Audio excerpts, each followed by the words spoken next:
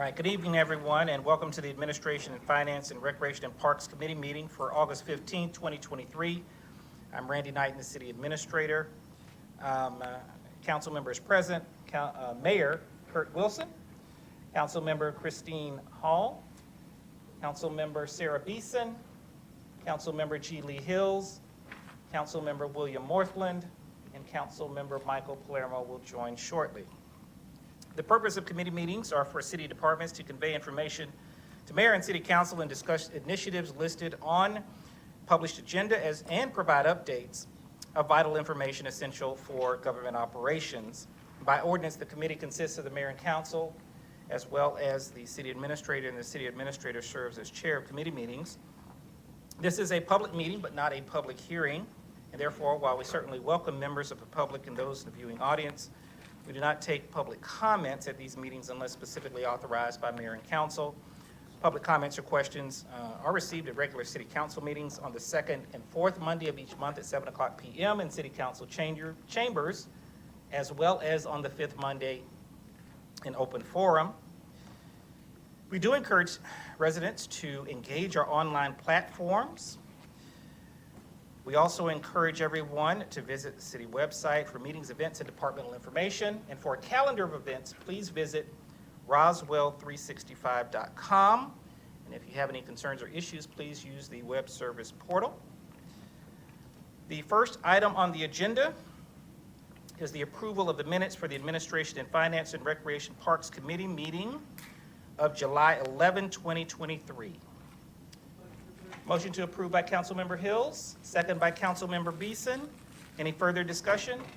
All in favor? It passes. Yes, thank you. Minutes. Passes unanimously. Thank you very much. Also, I'll mention that Michelle Miller is here, Executive Assistant to the Council, and also Michael Petty, Deputy City Attorney.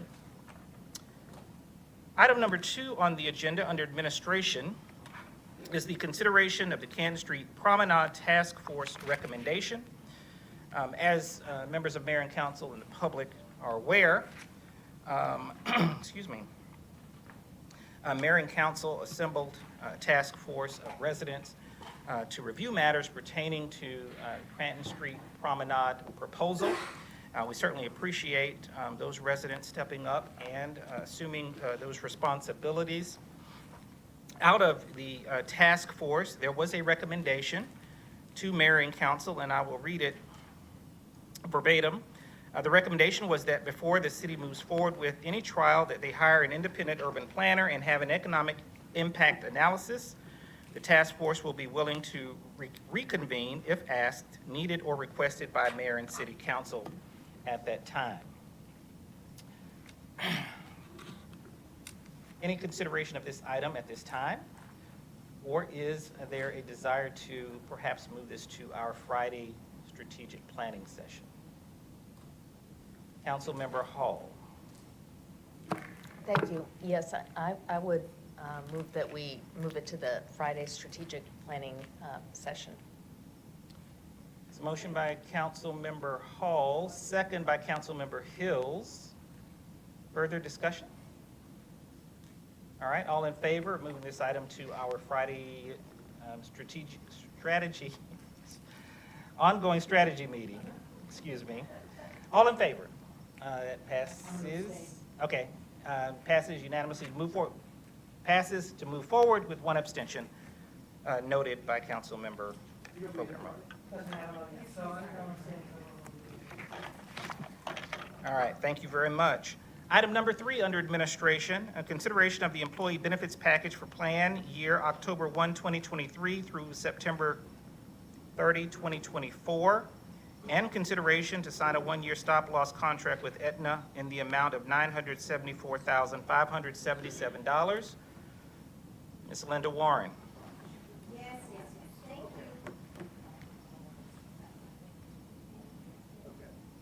Okay. Thank you, Mayor and Council.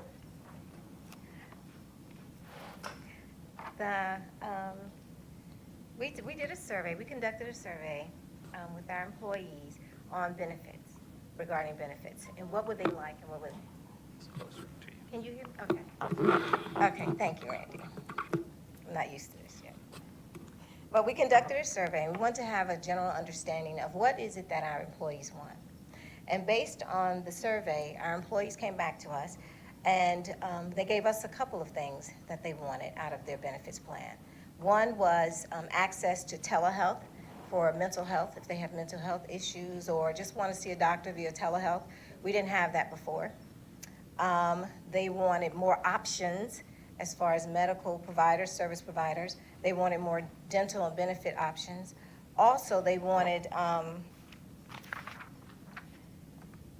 they wish to have less complicated options, meaning options to choose from. So based on the survey, we worked with our new benefits provider, broker, NFP, and they did a market analysis on benefit plans. And based on the analysis, it is recommended that we work with Aetna, who has as many service providers or more than Cigna right now. We also realized some cost savings that Mr. Bart Shaw is going to go through his PowerPoint. And as far as wellness dollars, we have a new wellness allowance that we will have, $60,000. Also, a wellness coordinator to work with us so we can enhance our wellness plan. So I'm not gonna hold you guys up. I'll let Bart take over from there. Absolutely. Thank you, Linda. So again, my name is Bart Shaw with NFP, and we were excited to be selected to work with City of Roswell. Obviously, eager to dive into the current plan designs and get to work fast. As you all know, we were working off of a rather short timeline, but to give you an idea, and I think many of you have seen this, it's included in your packet, but currently the arrangement is set up the medical plan administration through Health EZ, the PBM or pharmacy is administered through Maxor Plus, and then the stop loss is underwritten by another company, Gerber Life. So after we conducted our market analysis on the medical and the pharmaceutical piece, we realized that there was a significant amount of savings in simplifying the plan offerings and simplifying the process to work directly with Aetna, really with all parts of it. So your network would become Aetna's network, their most broad network. The PBM is CVS Caremark, which is a company that actually owns Aetna at this point, and your stop loss coverage, also provided by Aetna. What that does, just to give you an example, we took previous 12 months worth of claims and we actually had those repriced. And so with your current network, which was Cigna, and then also you had the value-based plan, which was a modified reference-based plan with additional coverage through PHCS versus Aetna's network. So those same claims over the past 12 months would have been north of $700,000 less. So that was previous claims. It's just Aetna has deeper discounts negotiated with the providers. They also have deeper discounts on the pharmaceutical piece as well. So also you're able to reduce your fixed costs by $120,000. And to add to that, you've got rebate guarantees that come back to the city at 100%. Currently, those are coming back at 85%. And so we wanted to make sure that we keep City of Roswell in compliance and make sure that 100% is coming back to the City of Roswell. And they've also issued rebate credits. So the way that works is you're going to go ahead and get credit for those rebates, and then every quarter they'll true up. So if there's a difference and there's more due back in rebates, those would come back on a quarterly basis. So it eliminates the lag. I believe we had a meeting just a couple of weeks ago, and the rebates were received from Q4 of 22. So that was just a couple of weeks. So that's the kind of lag time that we're eliminating by doing this rebate credit. So it's definitely our recommendation, as well as the city's HR team, finance, to make this move. Stop loss coverage. So currently, with Gerber Life, there's a $650,000 laser member. And to simplify that, right now everyone has a $200,000 specific deductible on any covered member, excluding this one member. And they themselves have a $650,000 deductible. And any time that you surpass that specific deductible, there's typically a lag for the stop loss to come in and for reimbursement to come back to the city. So we can eliminate that. We also eliminate the laser. We've also negotiated with Aetna next year at renewal, no new lasers for the following year. So, and then we'll address that year in and year out as far as where the language around lasering stands. So,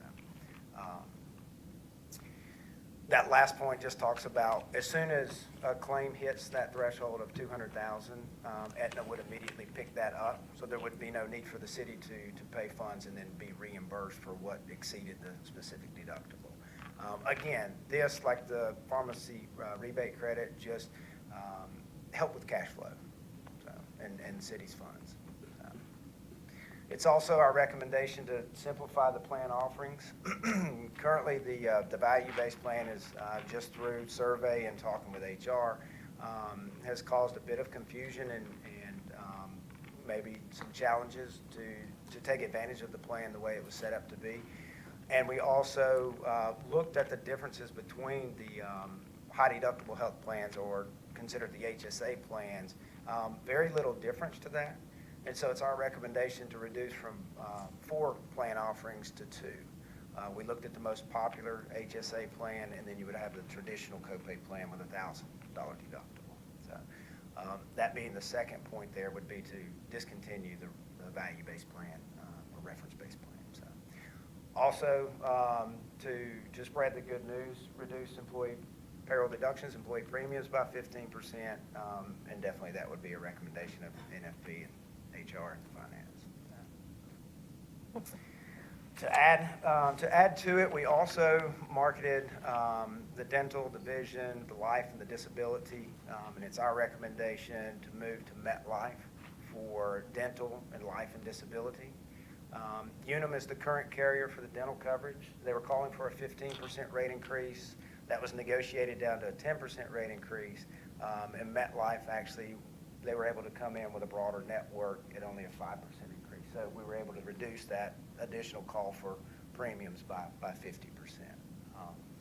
And then with Aetna, the vision coverage, so we've expanded access points or providers, and again, simplifying the process. You've got 2 carriers, Aetna and MetLife, versus multiple entities.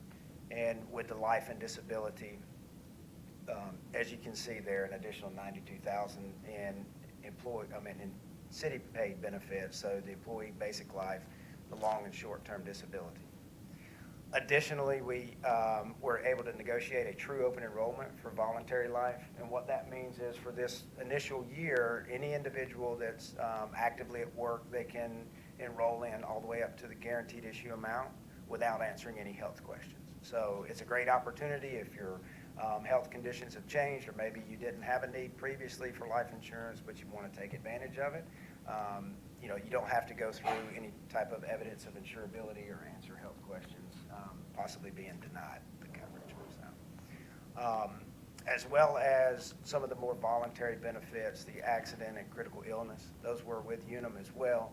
It's our recommendation. It's a stronger package, enhanced benefits, and actually lower premiums to the employees, lower payroll deductions, to move that from Unum to Aflac. So, at the bottom, you can see it's a recap of it, but basically it would include Aetna for medical. That would be all pieces. So Aetna's network, Aetna for the stop-loss coverage, and Aetna for the plan administration. Dental, life, and disability going to MetLife. And then the vision coverage, partnering with Aetna as well, and then the voluntary accident and critical illness moving to Aflac. Okay. All right, thank you very much for your presentation.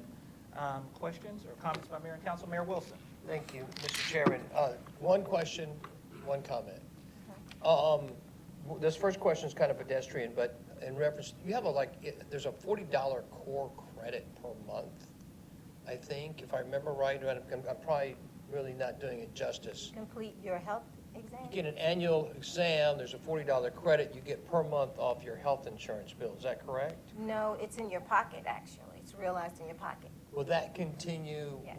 Okay, so Oh, yes. so the employees are not impacted by Oh, that. no. That's fantastic. Yeah, it's a benefit, yes. Awesome. The second thing is a comment, and the comment is, Linda, thank you. It's just an ongoing, like, well, not everybody in the city's got a chance to meet you. We were fortunate to bring you on as our city's Human Resource Director, came from the city of Atlanta, and what a still you've been. And it's another great example, Randy, of you and your team, how the citizens, the residents, and the businesses of this city are being served by great leadership that's coming in and continuing to find ways to improve city services, improve efficiencies, reduce cost, get better value for the dollar. All those kind of things is all coming from leadership that we keep bringing in. So Linda, thank you, because, you know, nobody came to you and said, hey, would you like you to go work on this? And, you know, on your own initiative, which is what leadership does. And Randy, much credit to you because, you know, creating that kind of culture where leadership is continuing, reinventing itself, reinventing the city, looking for ways to get better. Thanks so much. You're welcome. Thank you. Thank you for your support. Councilmember Hall. Thank you. And just to add on that, there's also another incentive if they participate or look into the AFLAC program. What Oh, is yes, that? that's right. So with AFLAC, every time you go to the doctor and you get your checkup, you turn in your claim, you get $50. How much? $50. So the last time I did it, which was last year, or the year before, I ended up with $150, and I used it towards Christmas. So the employees, we're gonna be pushing that hard. That's extra money that they will have in their pocket. So somebody like Mike Palermo who goes to the doctor 2 or 3 times a month, this is going to be a windfall. Mike Palermo is on top of it. He turns in his forms. He did. Yes. Councilmember Beeson.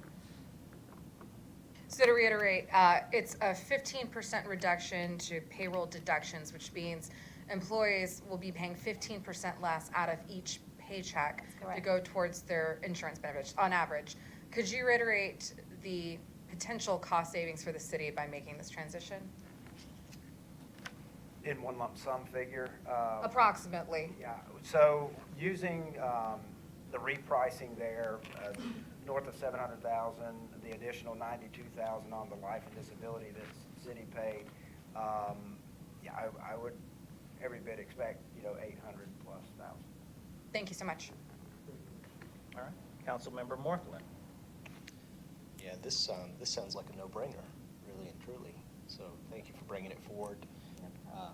Haven't had a no-brainer like this since Chris Zach came in with the IT rework plan of last year. So you're in good company. But one of the questions I asked before, just to put it out there, this does not negatively affect our nurse that we have on staff, correct? That- We're going to be enhancing and having some fun at our wellness clinic. And the wellness clinic Yes. is Groveway? Yes, it's a bit, I don't want to mention names, but the 2 nurses that we have, everything stays intact. Very good. Nothing changes there, Thank you. only enhancements. All right, thank you. Any further question or comment regarding this item? Okay, seeing none, we will seek a motion.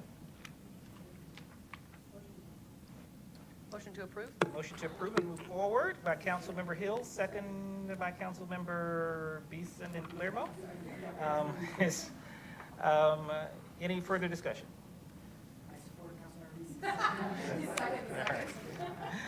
All right, all in favor? All right, thank you. Passes unanimously. Thank you very much. All right, we'll move toward finance. And do we have a lighting problem here? Something happened? Okay.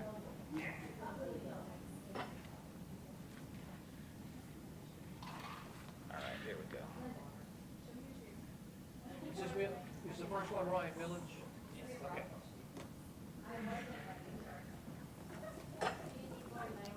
No, we're good. We're good. Start talking about it, you can see beforehand, the greeting had started, and I got calmed down.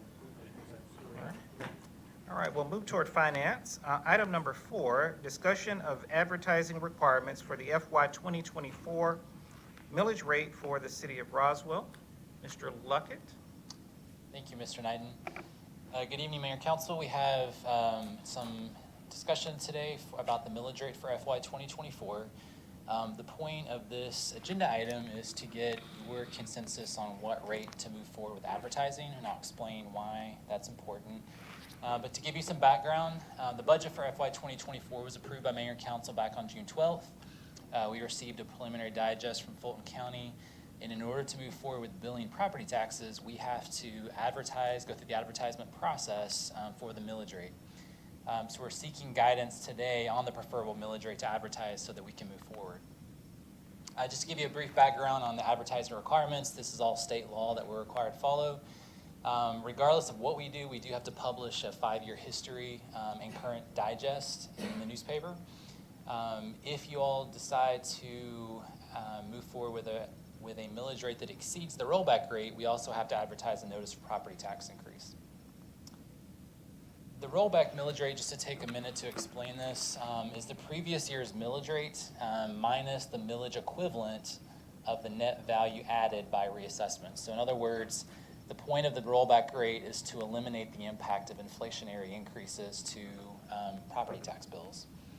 So the intention behind this law that requires us to go about this process is to require a public notice if there are inflationary increases in the digest and we do not reduce the millage rate to offset that.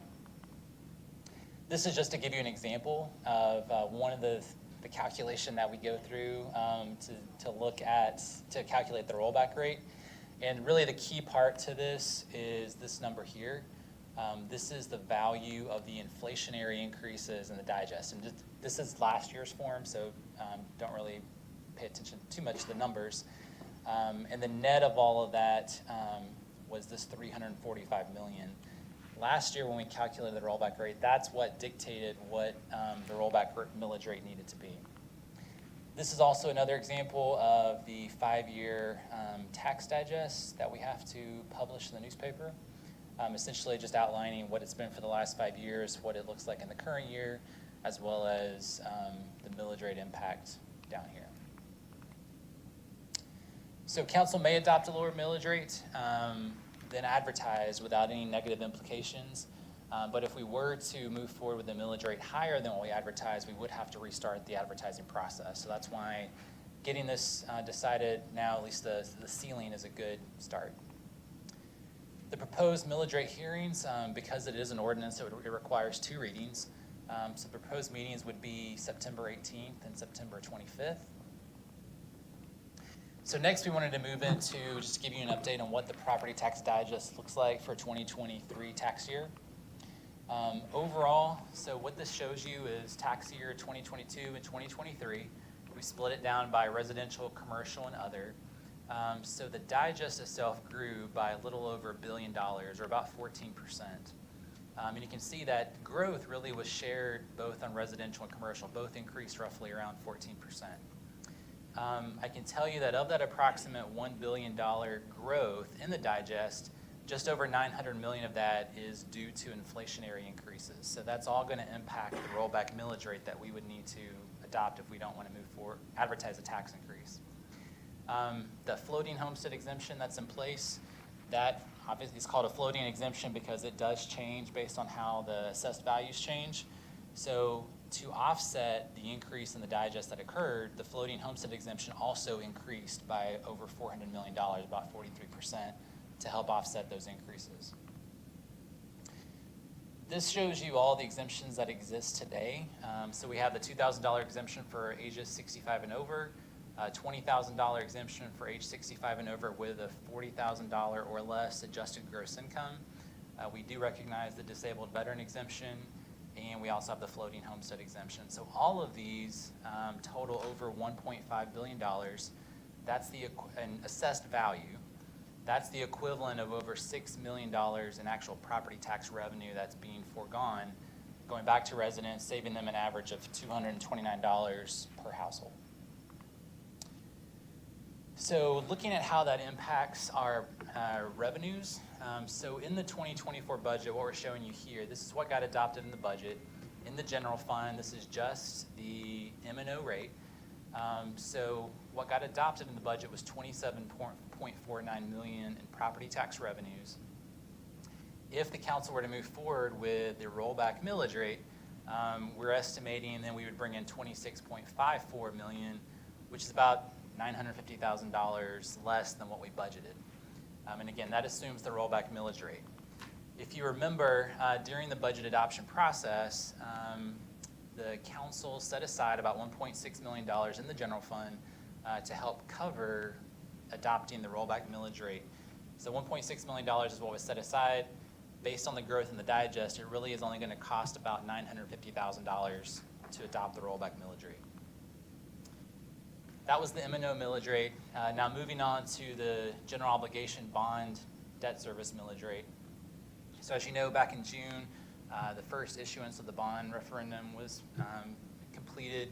$86.2 million in bond proceeds were issued. That debt service is set to begin. Our first payment will actually, on this debt service, be in February 2024. The bond portion of the millage rate will need to increase to 0.9 mils to cover the full amount of the debt service. So you can see down here at the bottom, this year will be our last payment on the 2014 bond, and we're starting with our 2023 bond debt service. So total debt service for FY24 will be $5.93 million. So to summarize everything, today, this FY23, the millage rate was a total of 4.463. If you all move forward with the rollback millage rate, there would be a decrease on the maintenance and operations side of 0.314. The debt service would need to increase by 0.8. So total overall, that would be a net increase of 0.486. The impact on an average home of $575,000 in Roswell would be about $112 on the property tax bill. One caveat to all that is that the state legislature passed a homeowners tax relief grant back in this last legislative session. That's a one-time grant that goes into effect this year only. And what it does is basically give everybody a tax credit with the equivalent of $18,000 in assessed value. So for Roswell, based on our rollback rate, that would provide every homestead with a tax credit of $73. So that would be going back to residents. So if you think about it on the average tax bill going up by 112, then coming down by 73, the net increase on that would be roughly $39.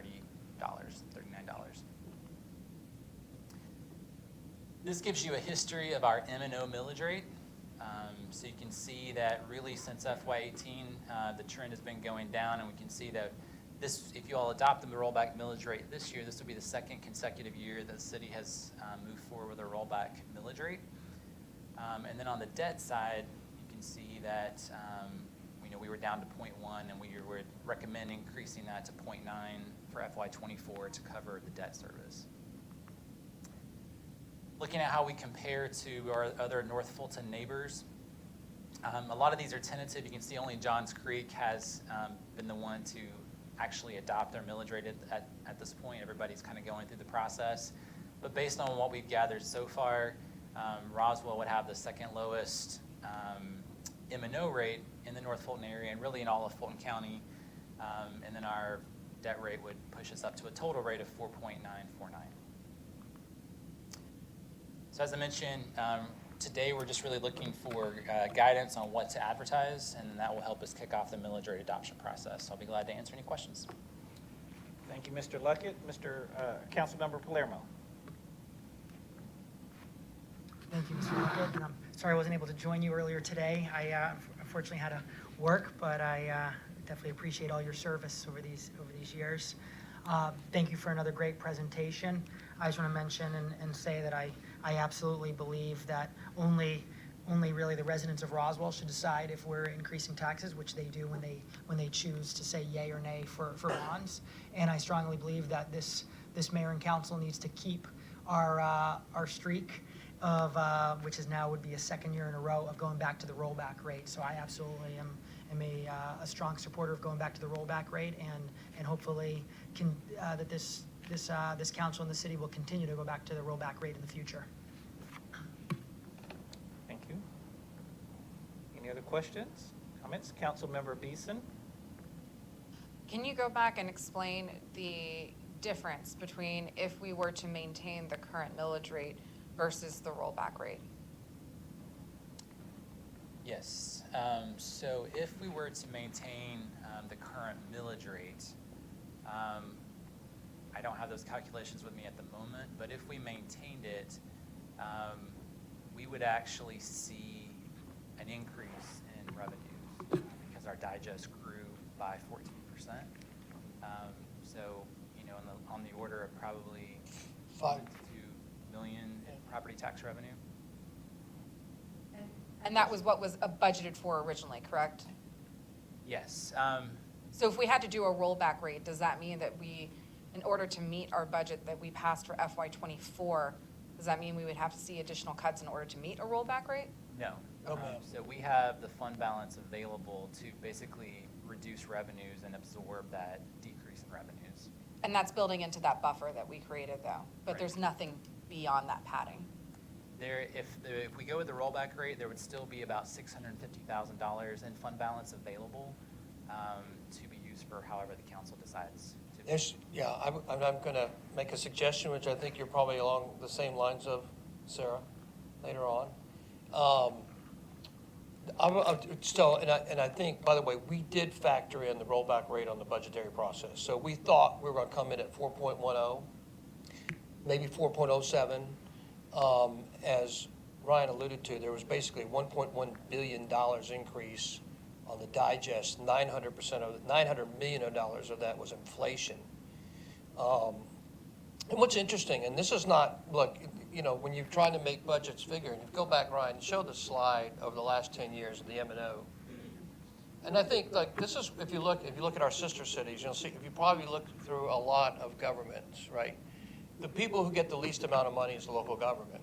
And so it's very understandable, particularly, and M&O is one of the principal drivers of revenue and on the millage rate. And so if you look, just over the last 10 years, like you look at FY14, 4.464, FY 2015, 4.64, boom, FY 2016, 5.055, 17, 5.055, slight increase in F18, 5.25, and then you see 3 years in a row, 4.705. And millage rates are very confusing, I know, for most of us as taxpayers, particularly residents. But what the 4.70, 4.70, 4.705 like in 19, 20, and 21, and believe me, I get it. But what those really are, or if you look at FY14 or FY 2015, and Micah touched on this a little bit, is those are really increases, they're tax increases. Even though the millage rate's staying the same, if you have an increase in the valuation of the digest, right, that valuation turns over to higher valuations based upon the same millage rate, which means the assuming government authority is gathering more money, i.e. a tax rate. So it's almost illogical, and I want to bring this out, and I want to give great credit. And Ryan, I don't know if you found out the answer to this question, but if you look, this city, underneath your leadership, Ryan, yours, Mr. Knighton, this council, look at this. 2 years in a row has done something, and I don't know if it's unprecedented, and I don't know if you got the answer to that question. I don't. Okay, look at this. It's not just, it's made the rollback rate 2 years in a row. And I can't tell you, that's what I want to say, Mike, and to our fellow residents, is look, the temptation is you need the money. You got lots of competing source of it. It's really easy to keep the millage rate the same. Doesn't look like a tax increase, but in reality it is a tax increase. And this government, these fellow residents have reduced the rollback, their tax millage rate 2 years in a row, so that there is no increase in dollars. And to Mike's point, what this group of people did last year was they said, look, we do need more money, but we're going to put it in front of you, the voters, to make the decision on the bonds. And I really applaud, like that to me in my mind is the right way for an organization, for a local government to work. It says a lot. And Mike, to your point, next year, and that's why zero-based budgeting is so important, such an important process and discipline. And thank you for all your great work, Lynn and Ryan, on that, because you guys have been gigantic. It's mattered in this budgeting process. It's tough work, but it's delivered real results. If you look, the millage rate's gone from, the M&O millage rate's gone from 4.618 to 4.363 to 4.09, true rollback rates. And that's why I asked the question, have we done that in our city's history before? 2 years back to back, actual real reductions, actual real rollback rates. And you can look at the graph there, anybody can see that. It's pretty substantial. 4.09 is nowhere even close in the last 10 years history. So hats off to this council, hats off to the senior leadership team. Ryan and Lynn, thanks to you. It's a big deal. And I want to address one of the things as we're talking about money and taxes, because I've heard this a little bit.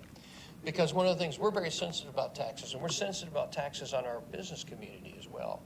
And last year, we increased our business occupancy tax on our businesses. We had public formats and public workshops on that. But I want to let people know, and a lot of our businesses may or may not know this, if you go through and look at our tax rates compared to our North Fulton sister cities, we're still, on the overwhelming majority of catalogs, at the very bottom of the tax rates compared to our sister cities on almost all of our business taxes. And I want people to know that, because it wasn't like it was independent and arbitrary. What was independent and arbitrary was that for our taxes were over 10 years indiscriminately crazy low on the businesses, and the residents were making up the difference. And so we said we've got to equivocate that some, forgive me. And so we did.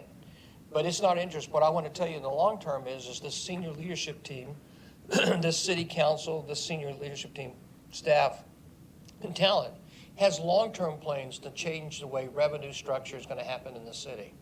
So what I want to say to you is you ain't seen nothing yet, and I'm very excited about the future as it relates to revenue and how the city gets revenue and where the consequences of that revenue comes from, and to reduce the burden, continue to reduce the burden on the property tax, the resident, property tax resident, and on our businesses. And ultimately, we will get there. But this is great, great progress. Thanks for your great work on this. Job well done. As an aside, we got to say goodbye to you today, and you got 3 more days left. We're going to miss you, Ryan. You've done a heck of a job for this city. You've done a heck of a job, and we're going to miss you dramatically. Thank you for your leadership, your calmness, your grace, your coolness under fire, your steady hand. You've been amazing. Anybody that has the good fortune of working with you is incredibly blessed. Thank you for doing such a great job as our Director of Finance. We're going to miss the heck out of you, brother, and we wish you the very best. Thank you very much. Appreciate that.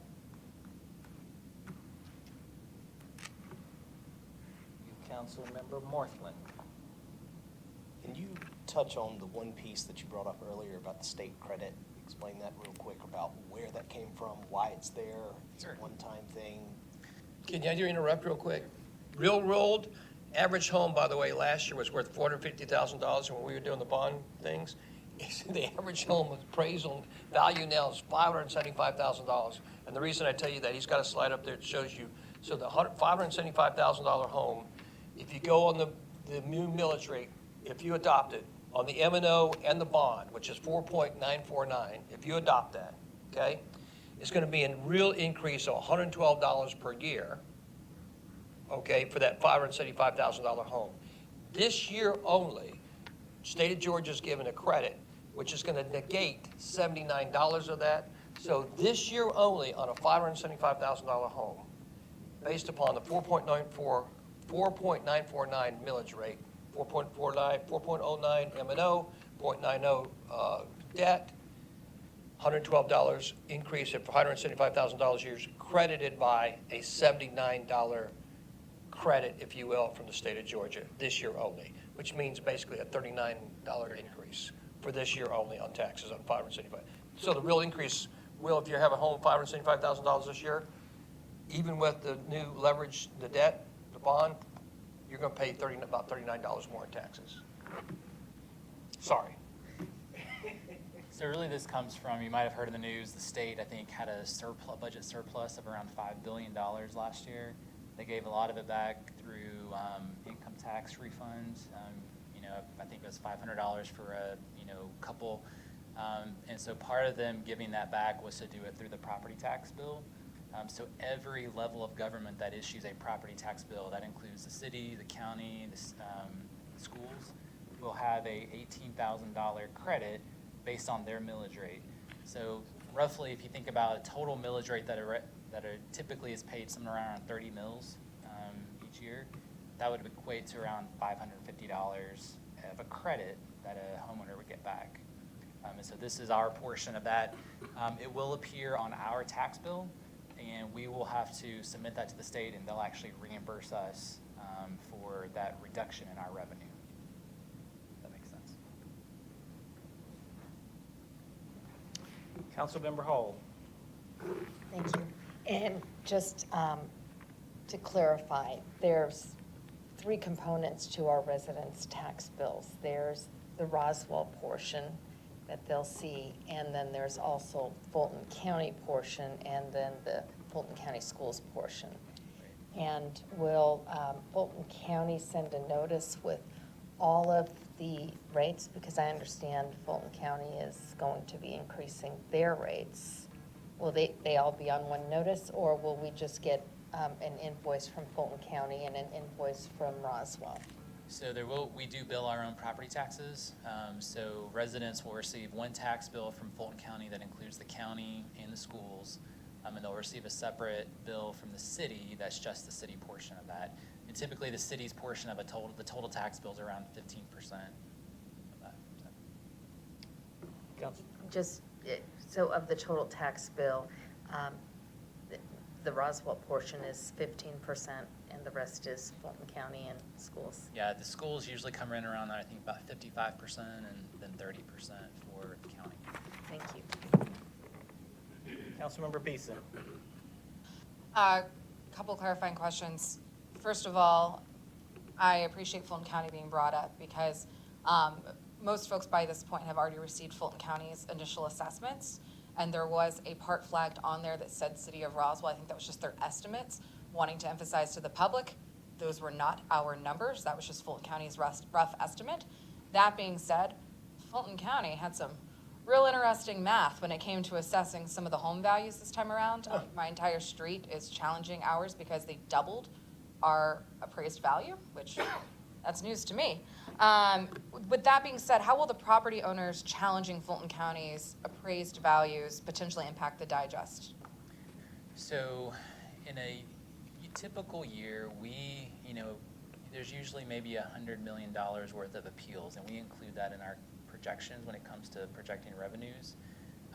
This year, because the digest grew by so much, and because it was on the residential and the commercial, we actually increased our estimate for what the appeals would come in at to around $200 million, just because we won't know the impact of all the appeals probably for another few weeks. Just based on history and looking at how much the digest grew, I anticipate there are going to be a lot of appeals. And what we've seen in the past has been that with commercial properties in particular, you see a lot of growth that first year. It takes about a year for them to go through the appeal process. And then the next year, you see the digest drop by quite a bit because they've won at least a portion of their appeal. So we try to factor that into our numbers, and that's kind of what you're seeing today. Okay, thank you. And then secondarily, looking at the current inflation level and the present value of the dollar, if we recognize the previous millage rate, would that still really be a tax increase based off the value of the dollar? I completely understand what you're talking about in terms of the millage rate's really a lever that you're able to adjust based off of where the values are, where the city has needs at the time. I do have some concerns about the fact that inflation is very much present. Have we been actively accounting for that in our estimates? I mean, it was definitely factored into the budget that got adopted by the mayor and council. And I would say that in terms of a definition of a tax increase, according to the state definition that we have to meet, it would be defined as a tax increase, although I get your point in that, the value of the dollar is changing and all that is factored in. But according to the state and what we're supposed to advertise, it would be considered a tax increase. Okay, thank you. That's the clarification I needed. All right. Thank you. All right, yes, Mayor Wilson? Well, Sarah, I've been to both your house and Mike Palermo's houses, and if there are any neighborhoods that are escalating in values, it's yours and Michael's. I mean, they're going off the roof. Double barrel, your girl's selling. Bye, guys. Hey, Ryan, do you have the sheet, do you learn how the sheet that you sent on the millage rate for the entire county? I don't know if everybody's seen this. It's fascinating to look at, and I think everybody might be fascinated by you sharing all the 15 cities and their M&Os and debts for 2022 and where we think we're coming in at 2023. Can you share that? Sure. I don't have it ready to pull up here, but I do have it in front of me. Okay. And I can tell you that we went back and looked at millage rate comparisons across all the cities in Fulton County, both for last year and those that have announced what they plan on doing for this current year.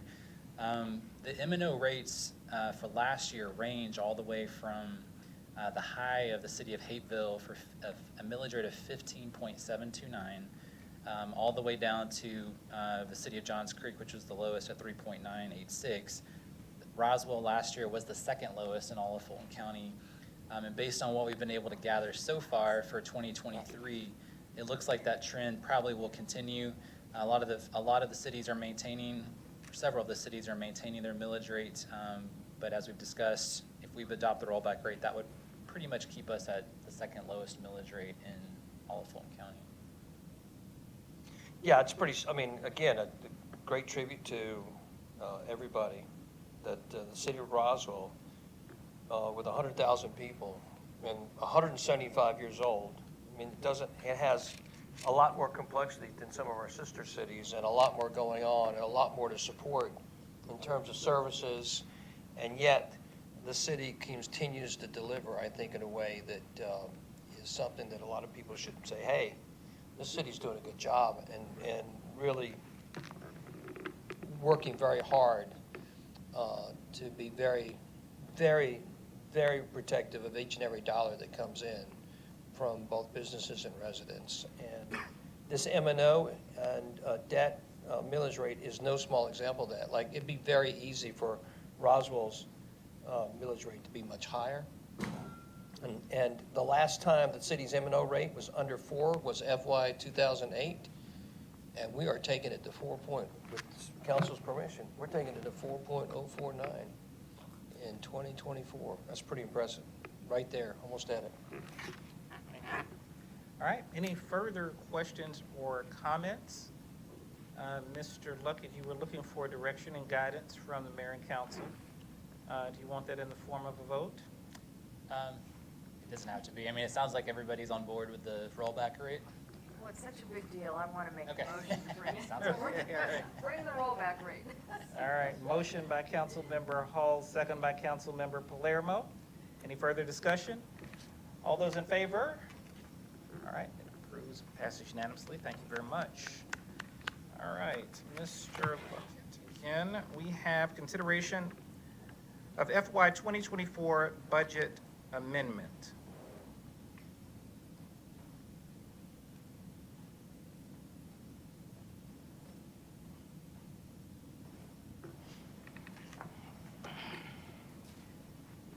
I'm going to introduce this item real quick and then turn it over to Lynn to get into some of the details. But essentially, this is a budget amendment that we're bringing forward to recognize some changes and reorganizations that have happened as we've progressed through this first quarter of the fiscal year. We talked to you all about this back during the budget adoption process, that there were a lot of things that resulted from zero-based budgeting that were still in the works, that weren't able to get done and implemented within the budget for the budget adoption.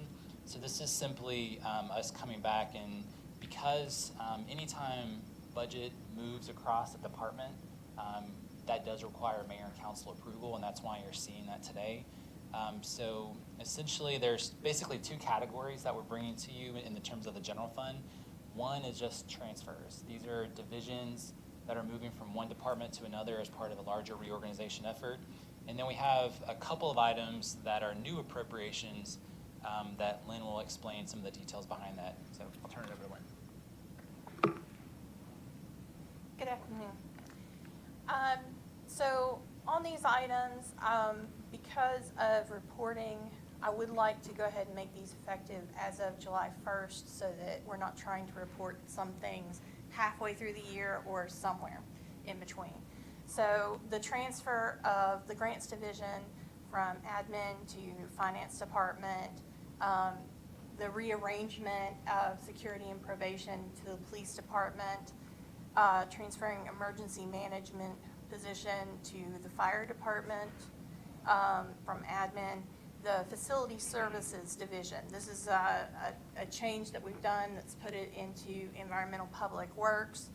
And then on this next one, it's professional services that we did at the end of the year. that did not get spent within '23. So we would like to pull that funding forward into '24. It's not new appropriation, we're just carrying forward unspent allocation.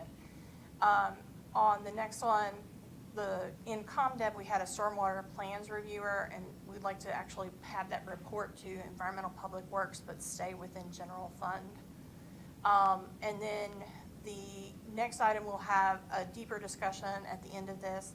This is the implement a fire department pay plan. And those are the impacts in general fund. Lynn, can I interrupt you? Absolutely. So just, I want, everyone, I don't want this to get lost because you guys have put too much work just to skip over that simple $3 million, which is not just a small glimpse of what's going on. Explained in layman's terms, that's what zero-based budgeting, what have you done there in zero-based budgeting? So everybody understands what you're throwing up there. So I think that is the result of rethinking how the city should work, how the city should operate, and looking at, ways to eliminate silos. This is the, putting the details behind those thoughts and ideas, and moving those functions to the department that was seen as the best place for that. So this budget amendment is just simply outlining where you're suggesting there's $3,143,911 of savings because of your work on zero-based budgeting. Well, and this wouldn't necessarily be savings, so this is just moving $3 million from one place to another. Okay, so this is just appropriating money differently. This is not taking money away. Right. Okay. Yes. For example, in the grants division, aligning that closer to finance to allow it to relate better to the dollars. Putting security within police. At the bottom, I also have for the Liberty Square Park revitalization project. This is a grant that we were awarded from the state ARPA funding, and it was awarded at 2.2, and we need the budget amendment to recognize that revenue. There is no match required, so we just need to recognize the revenue and the expense within the budget. And then the bond service, this is the amount that we would pay out. And this is the increase in revenue and the increase in expenditures that go along with the 0.9, and then the debt service repayments. And if you remember, when we discussed this as part of the bond issuance process and as part of the budget approval, what got adopted in the budget itself was just based on the debt service we knew at the time. We did not know what our debt service would be when the budget got adopted.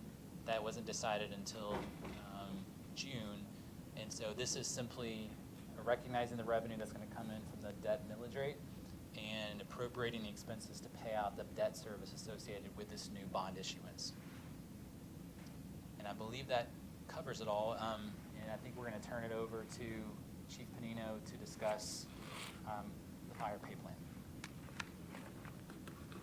While we wait for Chief Panino to come up, I do want to flag for the collective group. So the item for the implement fire department pay plan, that was a line item that I did request that we have added to this. A couple reasons why. Chief Panino will go over this. I've asked for him to join us this evening, but we do have 9 company officers that we're bringing on board right now for Roswell Fire Department. These are captains, lieutenants, all within that kind of mid-management tier of what you would expect. But these are positions also, and Chief Panino will go into this, we recently discovered up to 30% cost difference or pay difference between surrounding North Fulton cities, which was a very timely concern. Therefore, we've lost a couple of strong candidates for some of those positions that have cited pay as a reason. We're getting ready to ramp up for a new hire wave for October 1, and then another hire wave for January 1. So making sure that we're fully equipped to be able to recruit and retain some of the top talent within the area. As someone who oversees hiring and trying to retain talent for a small business, I realize that the main way that you're able to compete is through pay. So because of that, after looking at the consultant's recommendations, which Chief Panino will go into, I've also asked Chief Panino to prepare a couple of other tiers that are a little more fiscally mindful for council and mayor to review tonight. Not as high as the consultant came in at, but then also what could potentially be looked at as a best-in-class pay. So just seeing if there's an appetite for that this evening, just with the interest of time. So I'll turn over to Chief Panino. Thank you. Good evening, Mayor and Council. So we'll kind of go through some background here. And the goal of this is to establish a competitive pay plan for the fire department that will assist you all, assist us in carrying out your vision of transitioning to a full-time fire department. Reason being to be the #1 family community in America and to provide our citizens with an exceptional quality of life.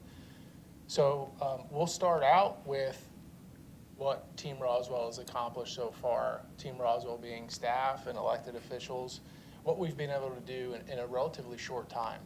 So we've completed a gap analysis and a 5-year strategic plan. We've drafted and implemented a North Fulton automatic aid agreement with all of our sister cities.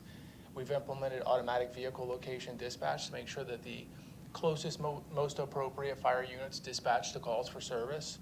We've hired 21 full-time fire captains, a fire and life safety plans examiner to help with customer service, revised and condensed the fire ordinance for clarity. We've added 3 additional on-shift battalion chiefs, and we will be the only city in North Fulton that will have 2 on-duty battalion chiefs covering the city of Roswell. And that's a big impact to the safety of our firefighters that are operating on the scene of the fire ground, and also improve service to our citizens as well, making sure there's an on-scene incident commander there within a short period of time. And we just hired our first logistics captain to make sure we're responsibly handling all of our city assets that are entrusted to us. So what's been the impact? We've improved efficiencies and realized $400,000 in cost savings within the last couple years. We've gone 232 days of uninterrupted operational readiness. That means we have not fallen below our minimum staffing level in 232 days, which is an all-time record, and it's really a testament to your support and the effort of Deputy Chief Pavel Trosh, the battalion chiefs, and those 21 captains that we've onboarded. And we've reduced response times by more than a minute in the last year. Again, testament to the team and the support of you all. And you may have seen that in the news. The news picked up the story and really championed how well that we're doing as a city at improving those services to the citizens.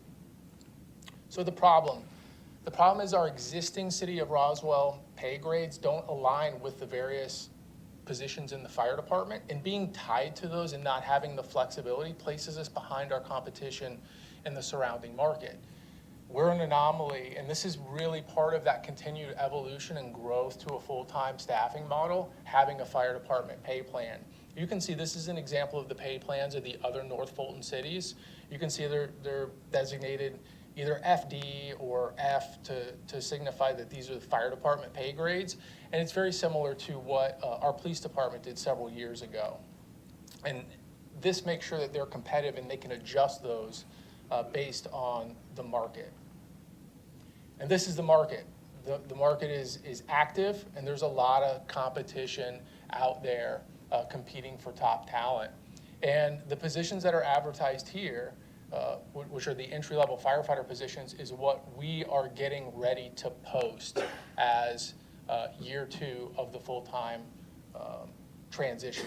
That will be the firefighter paramedics, and we have 12 of those positions that you all funded this year in the budget. So the solution would be to adopt a competitive fire department specific pay plan that aligns with our various fire department positions and allow us to not only recruit but retain top talent.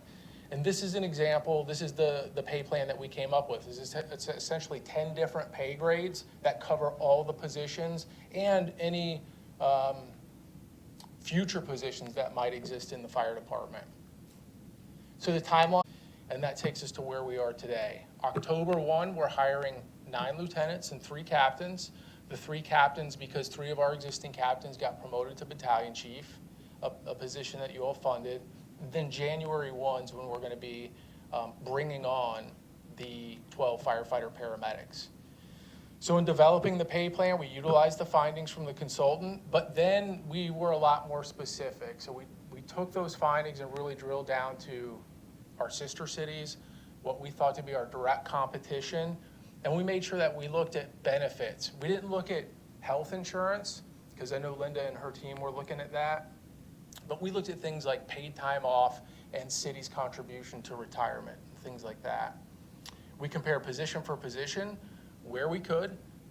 The city of Roswell has more positions than some of the smaller fire departments, more pay grades, and you'll see why, because we are the biggest fire department in North Fulton. And when we came up with the proposals, we addressed compression, making sure that people fell into the new pay grades commensurate on their qualifications and time in the position. And then we had the proposals reviewed by finance and HR. Ryan helped out a lot, getting into the minutia of it and making sure that nothing was missed. So the consultant's findings. In general, the consultant found that we were behind the market. And the consultant picked out a couple positions of particular concern, that being the company officer and battalion chief pay grades, where they thought we were 30% behind the market. We, in looking at the North Fulton cities, noticed that within the last 12 months, all of the North Fulton cities have improved their pay scales, so they've kind of redesigned them somewhat, and you saw them in the first couple slides. And they also increased salaries, some positions as much as 20% in the last year. And then this table just kind of shows you how we size up to the other fire departments in North Fulton. Number of stations, square miles, and population. You can see we're the biggest when it comes to geography and number of stations that we operate. So here are the three proposals that we came up with. Proposal number 1 places us at the 75th percentile for North Fulton. So between the average and the top pay at a cost of $335,000 if we were to implement October 1. Proposal number 2 makes us the most competitive in North Fulton at a cost of $415,000. And it equates to a 10.8% pay increase overall. And then we put a pay plan together based on the consultant's findings and recommendations. And that was $495,000 at 13% of pay increase overall. And the reason that it's so much more is because of those two positions, company officer, the captains, and the battalion chief, where they thought we were 30% behind. Increasing those positions by 30% had a significant impact to the overall cost, because those two classifications make up the majority of our full-time staff. With that, that's my presentation. I'd be happy to answer any questions that you have. Thank you, Chief Panino. Questions or comments for Chief? Yes, Councilmember Palermo. Thank you. Chief, thanks for the presentation and the passion. So in the past, when we've gone through these type of exercises, we would actually, in this for us and the public, we'd see the actual comparisons. Do you have the file or whatnot that you have showing, here's what a battalion chief gets paid in Roswell versus here's what they get paid in Milton and all that? Can you show that again? I can.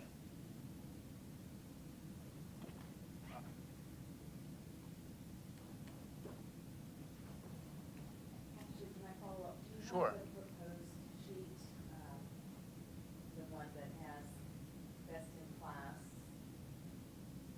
Which is the next one? Okay. Yeah, there it is.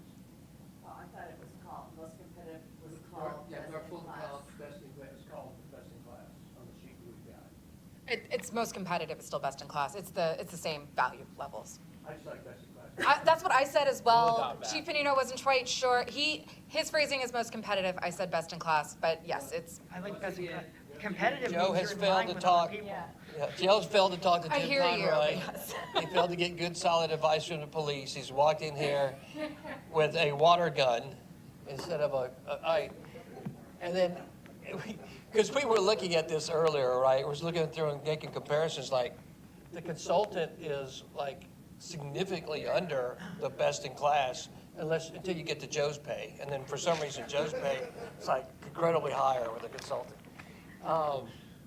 Let me ask you like a serious question. So you mentioned like, you're really talking about FD7 battalion chief and FD6 fire captain. Like that's what the police, those two holes that the consultant is addressing in terms of competition of other cities, right? Correct. So, and where you're talking about going is paying a battalion chief, if we go, median, $121,748, or we go consultant, we go $127,000. And I think there's a good conversation to be had there. Same thing with the fire captain, we go to median $112,000 on the consultant, $107,000 on best in class. So Joe, here's the question, and I don't want to open a Pandora's box, because, I think there's going to be a lot of, there's support for this, right? But those positions, based upon the culture of fire departments in the community and around the country, they're still going to work somewhere else, aren't they? Though, like a battalion chief and a fire captain in the real world, even though we raise their pay, and I'm advocating that we do that, but you can't solve for that problem today, can you? Those two men or women that are fire captains or battalion chiefs, they're still going to pick up a part-time gig somewhere else, aren't they? So, yes, and what we typically see is those that are closer to the entry-level positions like firefighter are more likely to have a part-time job, and as they promote and move up, they become less likely to have a second job. Some have their own businesses, some do pressure washing, but in general, we see as people move up in the ranks, whether it's financial security or more responsibility, they tend to not have part-time This is a jobs. phased process. Like, I know when you became the fire chief here 2 years ago, you never believed that you'd have a full-time fire department 5-year phase-in plan. You never believed that there'd be a $52 million bond voted on by the people of Roswell, brought up by the elected leadership to support the fire department and replace 5 fire stations and have a $30 million plus public safety center, on and on and on, right? And completely on board with bringing pay only not commensurate, but having a best-in-class paid police fire plan. Like, I'm a big believer in that. Like, you want to have the best people, pay is a part of that equation. Right. Right? It's not the only part, but it's a significant part. Have best-in-class, protect your people, both from a pay and a benefits perspective. No problem. But I've challenged you a little bit, like, having the best fire department, how do we do there? How do we get there? How are we different? And so I just want to kind of say this to you, and I know you get tired of me hearing saying this, but, ultimately, I would like us to be, to have the compensation package, obviously, so competitive that the professionals work for us don't work somewhere else. Because just the real world is, whenever you're working a second gig, and a lot of people have to do it, right? But it does take a toll on your first gig, right? There's an impact. And when we're talking about public safety, for me, like, it's highest priority. And I know fire's different. Fire's different than police. But I would kind of throw that out there as something that we hope to attain, is that our professionals that work for us, ultimately, we have a compensation package where this is where they work. Absolutely. Thank you. Thank you, sir. Councilmember Morthland? This question may be more for Ryan, but, well, first and foremost, 232 days worth of uninterrupted service, is that right? Yeah, Even during football season? that's correct. First It's a big deal. I hunting don't want to season. understate that. First day of hunting season. Does that have to do with the liaison, the fact that Sarah's the liaison and not Lee, and it just got better? I'm just throwing it out there. No, Lee was knocking it out of the park. Rebuttal, please. So, They put up with me.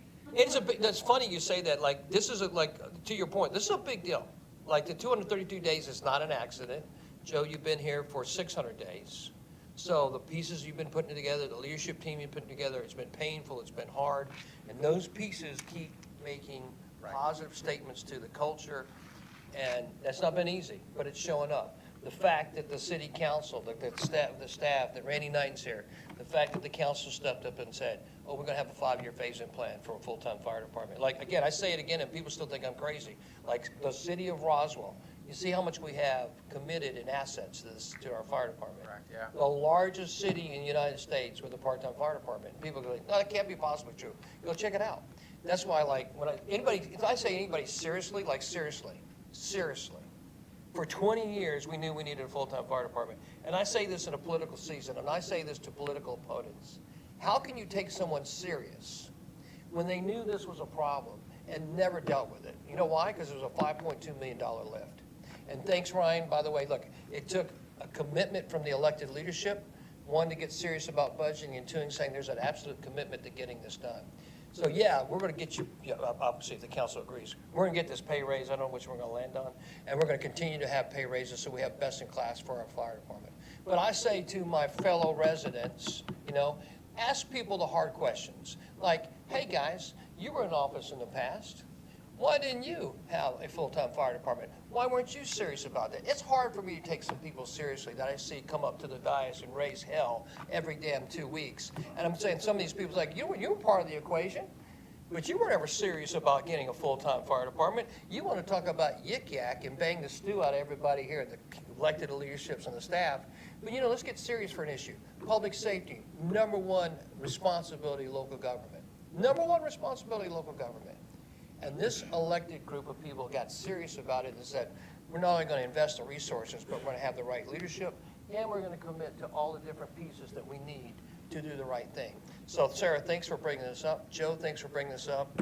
I would submit to you, by the way, a negotiated settlement between best in class and consultant, because there's some variances there that need to be addressed, in my opinion, just looking at it.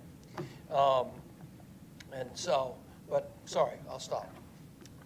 And I, Councilmember oh, Morphman, go ahead, please. Okay, well, very good. I was just going to give credit for being fully staffed on the first day of hunting season, and that was great as well.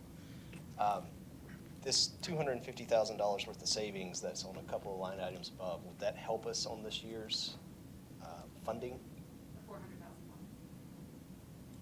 We've got $250,000 worth of savings from the professional services. So that's actually not savings. So that is money that you all approved at the end of your budget amendment that did not get spent, and it also didn't get encumbered because it just didn't. And so those funds are needed, and we're requesting permission to carry that forward into FY24. I think the thinking of how to fund the whatever pay plan you all decide on would be the money that we have remaining after the rollback rate, that's in fund balance, about $650,000, that we could use that to go towards funding this pay plan increase. That makes sense. All right, Councilmember Hills. Thank you, Mr. Knighton. So yes, thank you, Chief Panino and your entire team. I know that to support what Mayor Wilson just said, it wasn't easy. I know when you first came in, and instead of getting back to work as usual, you went to work in a big way. Recording data and making cases for why we needed to move to a full-time if it was ever to be heard. And the luck of the Irish and the luck of Roswell, that has happened. So I just want to say thank you for the creative genius of the way that you've lined up these hiring phase-ins or hiring waves so that it isn't the entire fell swoop in one budget. We were able to kind of bite that off. They're big bites, but not megabytes, and be able to merge that in and be prepared for the following year to take the full load of that. And then a question I had for you, it's been a while since you and I had looked at this, forgive me.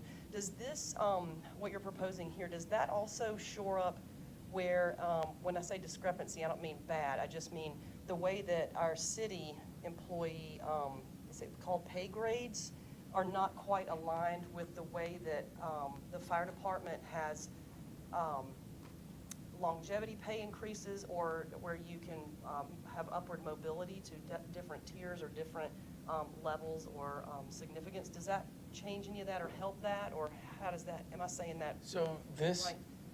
this lines up the pay grades appropriately for the positions, and there is some of the pay grade differences can be achieved based on going to school, get qualifications, and you can move up to the next level. Some of are competitive promotions. And then some fire departments in some cities do what they call step increases, where they pretty much prescribe how long it would take you to go from entry-level base pay to top-out pay, 10-year step program or whatever it is. So you know, if I take this position at this city, I'll be at top-out in 10 years.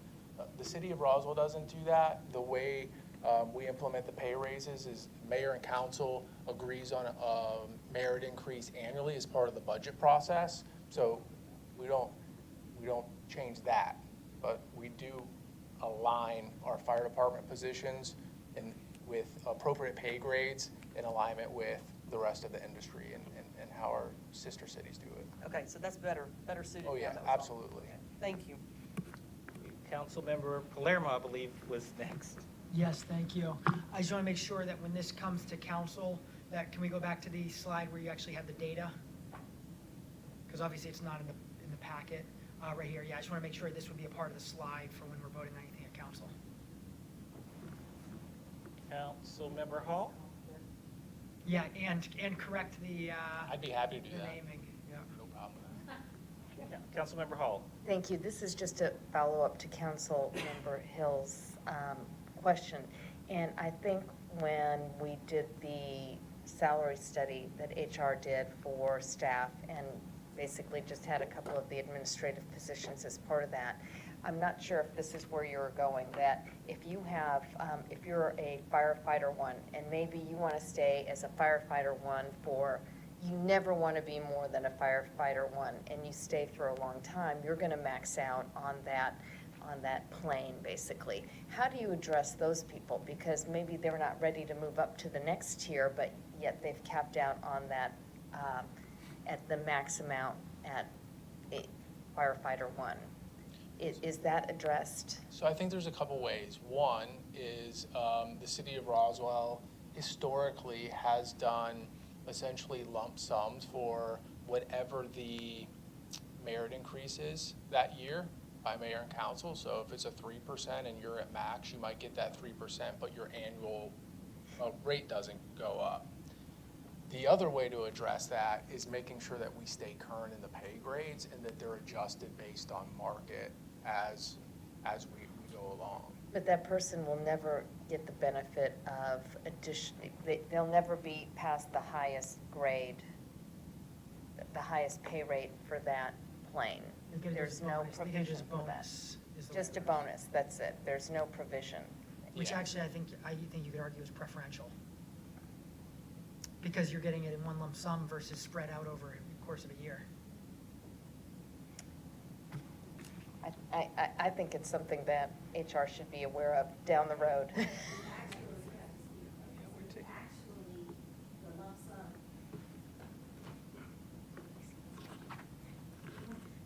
The lump sum is actually paid per quarter. So it's a lump sum amount, so per quarter, the employee will get. So the 3% incentive, not bonus, the 3% will be paid out quarterly. So whatever the increase is, they'll get it per quarter. It'll be divided by 4. One lump sum divided by 4. I know. Yeah. And I think, right, it's a deeper discussion. We are taking a look at the city as a whole right now, and we'll have an opportunity to dig deeper into it, but I think I understand your question or point about topping out at the top of the pay grade and how that needs to be addressed going forward in the future. Okay. Councilmember Beeson. To kind of circle back on the entire discussion, and as long as there aren't any other major outstanding questions, kind of wrap it up. Could you go forward to the 3 options broken out? So looking at this, I was kind of hoping that council could kind of come to an agreement tonight on if there is an appetite to move forward with any of these tiers, understanding that most competitive is actually best-in-class pay, which goes back to, Mary, you called out the fire chief part. The fire chief level, that was my suggestion, it goes back to matching the pay grades for police, which was one of the points that I wanted to make. I do want to commend, I was not on council at the time. You guys were incredibly aggressive last year with moving forward with best-in-class pay for police, and it has had incredible results. We've had really good retention. We've had very to few vacancies depending on what time we have, and I think it goes to show the rewards that y'all were able to reap as a result of having that kind of bravery, but that kind of aggression moving forward with being mindful of the impact the pay would have. I personally would like to go with best-in-class pay, but I understand if you guys are trying to be more mindful because this is outside of the budget process. Chief Menino's credit, he was aware of these concerns before, but he did put these on hold in the budget process while we were going through the comp study because we really wanted to get a third party in there to assess this, and all they did was say exactly what he told us. So with that, I wanted to see if there's an appetite to move forward with best-in-class pay. Mayor Wilson. Sarah, could not agree with you more. I would also suggest to our colleagues, best in class as the minimum threshold. This is, I mean, I think we continue to make distinctions, continue to ask better questions. There may be some holes there that we actually might to look at increasing between the best and, when I looked at the consultant thing, I got a little confused, to be honest with you, because there were some disparities there that I said, well, best in class is better until you looked at really 2 or 3 positions, and they were heavily weighted. So when I looked at the lower ends, I go, well, the lower ends, and that's really where we need some help. If we give me, we need FD1, FD2, FD3. We need to fix those in terms of pay. And don't get me wrong, we need to fix everything, but I couldn't agree with you more. I would submit to our colleagues best in class as the minimum that we move forward on. And by the way, great question, Will. Yes, the money's there. Basically, Ryan answered it. It comes out, we believed that our millage rate was going to come in at 4.07, 4.10 when we started, then we thought it'd come at 4.07 with the digest. It actually is going to come in at 4.049. We appropriated about $1.5 million. That's going to be about 950 of that's coming in. It means there's about a $600,000 gap, which is going to come into the positive. So the money is there if we choose to use it for the pay raise for the fire department. Councilmember Beason? I'm sorry, Councilmember Morthland. You had just said that, how about we look at splitting best in class as compared to the consultant pay? Is that correct, based off of my math? Let me keep it simple, and I go with best in class. Maybe between now and council, there might be a few pieces, just, hey, can we, yes. Okay. I'm on board with that. Councilmember Beason? There's no precedence for this process on my end, so with that, can I make a motion so we can at least, similar to how we just moved forward with the millage rate, can I make a motion that we can move forward with best-in-class pay based off the mayor's recommendations of reevaluating some of the levels that stuck out between the consultants' recommendations and move it forward to our next council meeting as part of these budget amendments? Clarifying question. Clarifying question, Councilmember Hall. This is for Ryan. Are there any hard and fast dates that you need an exact number for as far as this budget? Or are you going to be okay if we move forward with 415 and then change that to 450? I think we have enough flexibility in there that, if some changes happen between now and the council meeting, we need to adjust that amount. It's not a problem. Thank you. All right, with that, we have the motion. Second. Motion from Councilmember Beason, second from Councilmember Hills. Any further discussion? Seeing none, all in favor? All right, passes unanimously. Thank you very much. Thank you. All right, and that was, let me just clarify. You still got budget. There was one line item of the Right, that was, yeah, let's clarify that. So that one was for the fire pay. Now, I believe we would need one for the budget amendment, is that correct? All right, so we'll need a motion and approval for the budget amendment. Motion by Councilmember Hall? Yes. Question by Councilmember Beason. I'm so sorry, I don't want to hold up this process. I was under the same impression that Councilmember Morthland was regarding the 250 on this line item. The new appropriation, was that one that originally that came out of a committee meeting on the 13th of June? Yes. So with that, so my understanding is the one that we have voted for the last fiscal year, within the last couple weeks of the fiscal year, that was not spent. Right. So it's the exact same dollar amount, it's not a new dollar amount. Correct. Just rolling. It's just rolling forward. Is there any hesitations for why it wasn't carried out in the last fiscal year? I thought we were like under a timeline for that. No, it just was not spent in the last fiscal year. Okay, and It is was an there, expectation that it would be, but it was not. understood, and is there a timeline for when it will be spent? Once we authorize this, I guess will it be spent immediately? I would anticipate it would be spent over the next 4 to 5 months. I would anticipate that. 4 to 5, okay, understood, thank you. All right, and there was the motion from Councilmember Hall. Do we have a second on the budget amendment? Second by Councilmember Morthland. Any further questions or discussion? All right, all in favor? All right, passes unanimously. Thank you very much. All right, item number 6 is a presentation of the FY 2023 fourth quarter budget report. Brief presentation. And you're really doing a grand story here. All right, we wanted to make sure the budget report and investment report were on this meeting before Ryan left. Just to be brief on it, this is our best estimate for how we will end FY 2023. So this does include some estimates, some unaudited numbers, but it is a good news story. We are coming in with revenues above what we had budgeted by about 2.2 million. The expenditures is under budget in general fund, currently at about 4 million under. The water and sewer fund revenues are above, the solid waste revenues are above, stormwater. I'll go ahead and just show the charts real quick, and I'd be glad to take any questions.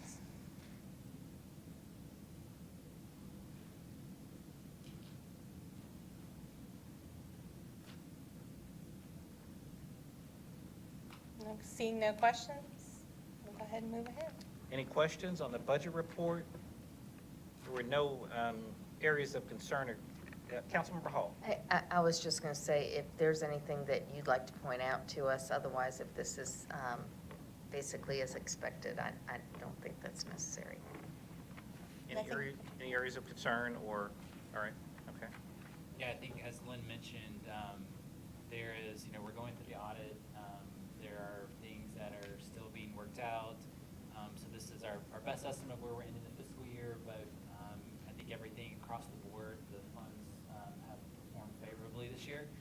And we should have additional good news when the audit is completed. Okay, any questions or any thoughts? Obviously, if there are, subsequent to the committee meeting, the Finance Department will be available to answer those questions. All right, we'll move to item number 7, presentation of the FY 2023 fourth quarter investment report.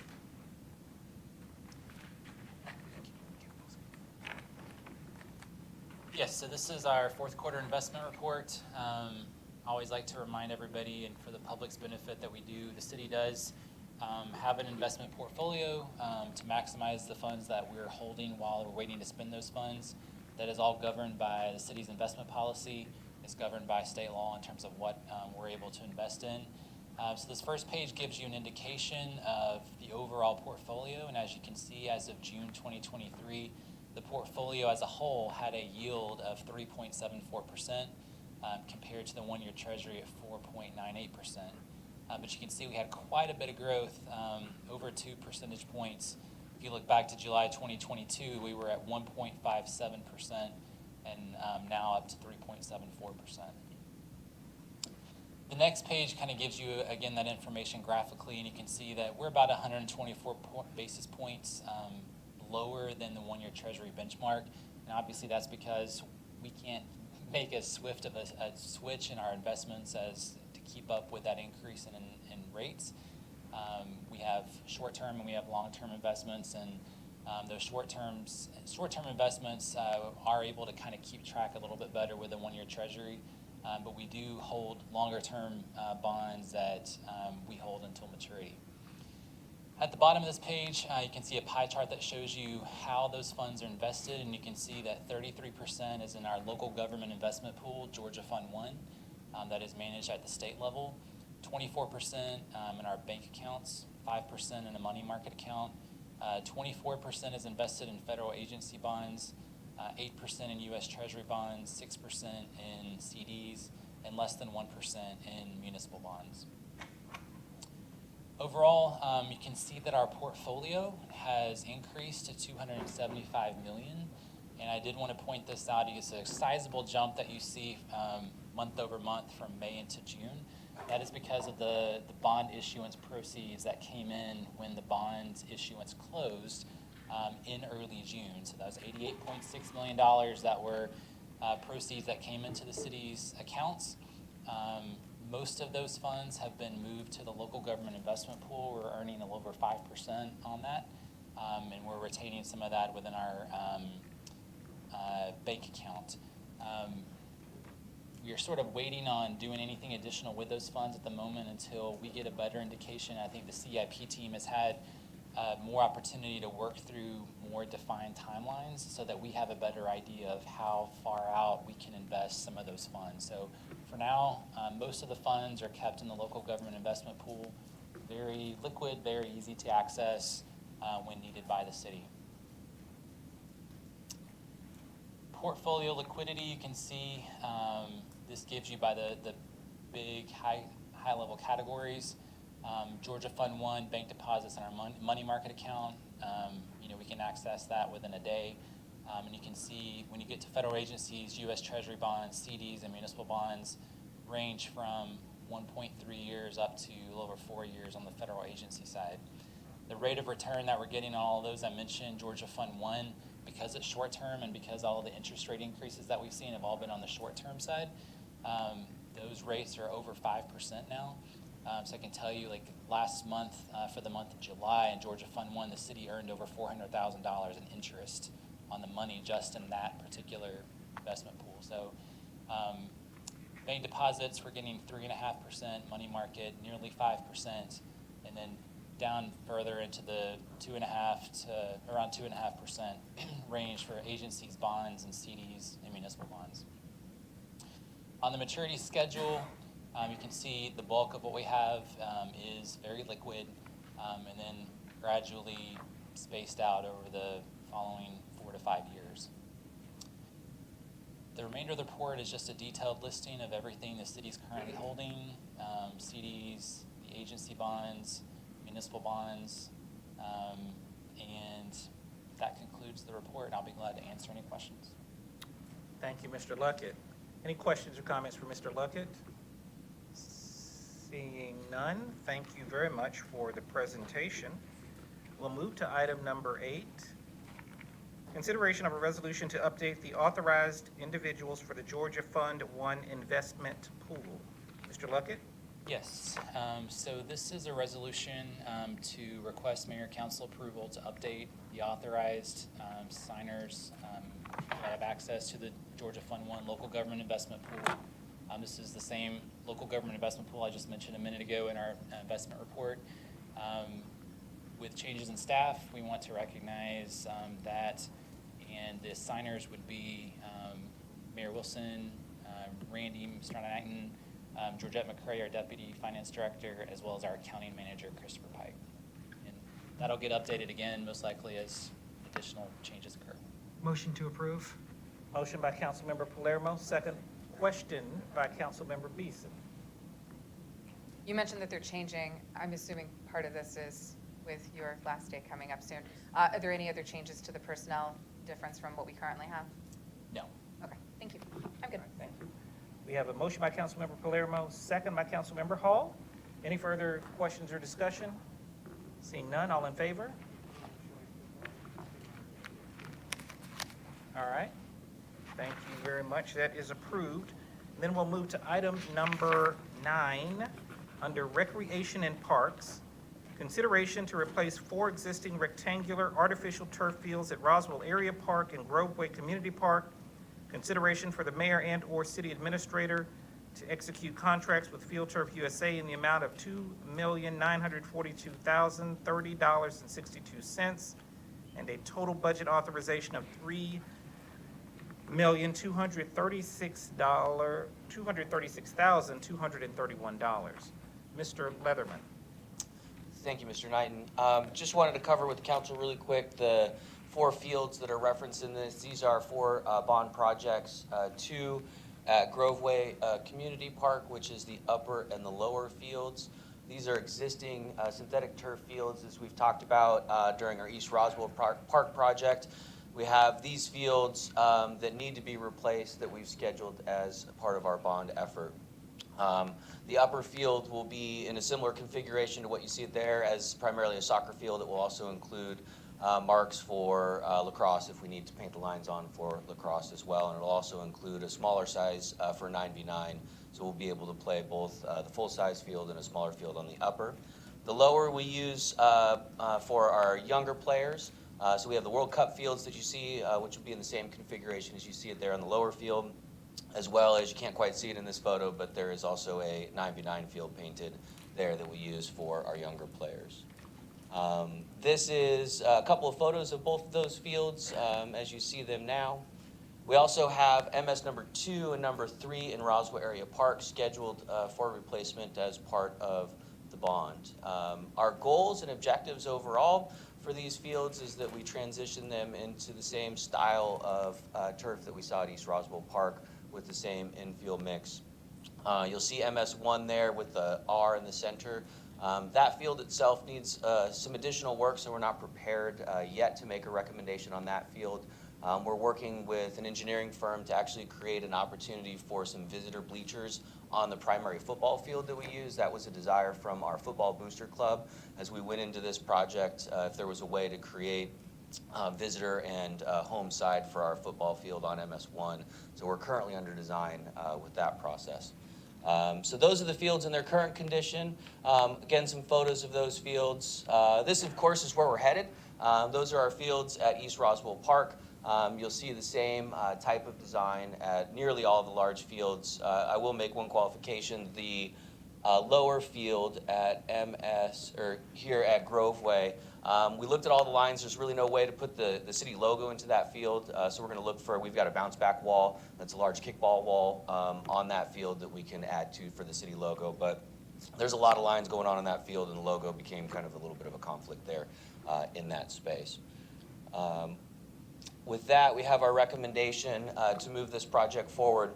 I do want to qualify one thing and ask for some permission from the council as we move this item forward to your council meeting.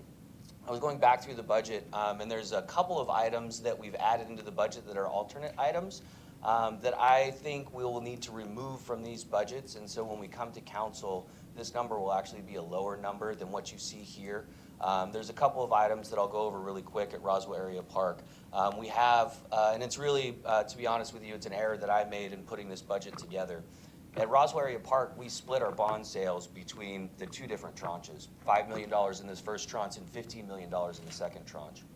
In this contract, we have a couple of concrete placement items that are actually budgeted in the second tranche of the bond. And so we'll need to pull those out of this budget recommendation so that we line up our budgeted amounts and the way that we sold the bonds and what actually cash we have available in those bond sales right now. And I did not catch that as we were going through this process and want to make sure that that is corrected before we come forward. Jeff, can I ask you a quick question about that? Yes, please, sir. Is that reflected in the CIP team and what Jacobs is doing? But Jacobs know what you just said. When they're putting together the piece for the transparency piece for Correct. staff, city, residents, everybody. Right now, that's under development. Correct. I saw the projects this morning. Right. Would that be reflected in there? It will be reflected in there, and as we're getting our systems ironed out with Jacobs, again, as I said earlier, this is an error that I made, not with the CIP team or with Jacobs. It was something I just didn't catch, but yes, this would be reflected in our. Like today, if I looked at it, is it already reflected? I have not seen it today, Okay. So I can't answer that, but it would be part of how we express this out to the community as we move forward. Yeah, go ahead, sir. Councilmember Hall had a question. Just a question. I'm not sure what the elements are that you're talking about, but if they make sense to do as part of this, would there be an opportunity to maybe shift the money where something comes from the second tranche or somehow fund it, or have the city fund it and be reimbursed with the second tranche? Totally understand. We will absolutely take a look at that and make sure that any items that absolutely need to get done, we'll make that recommendation to council moving forward. There's another element to this. If you recall, there is the cool play mix that we added into the East Roswell fields.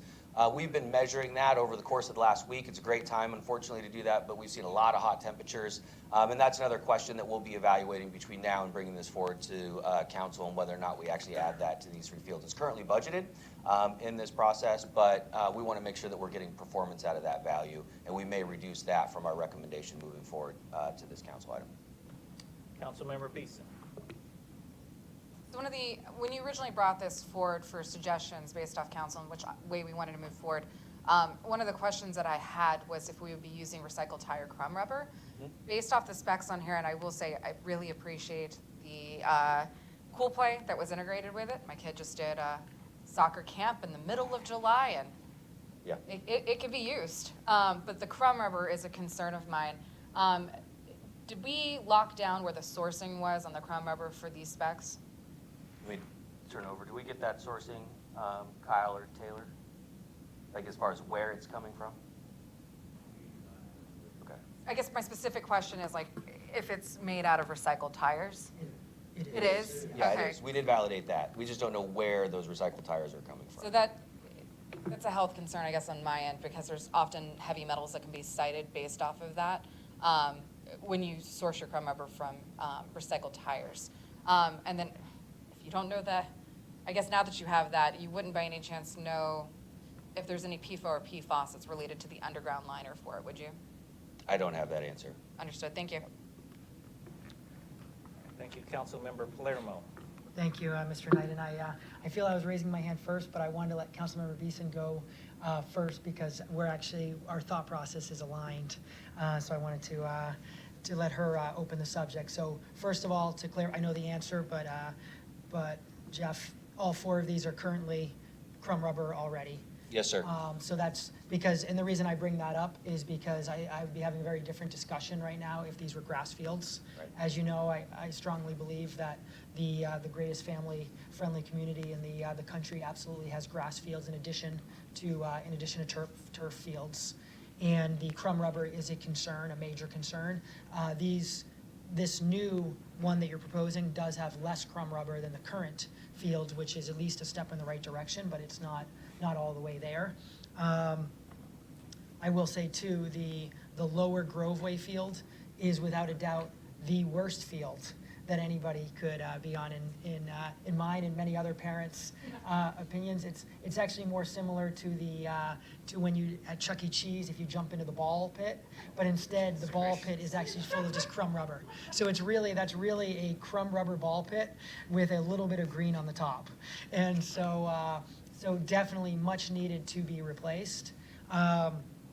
So I think I am ready. I know that I am ready to support this and appreciate you bringing forward and the thought and the research that you got into.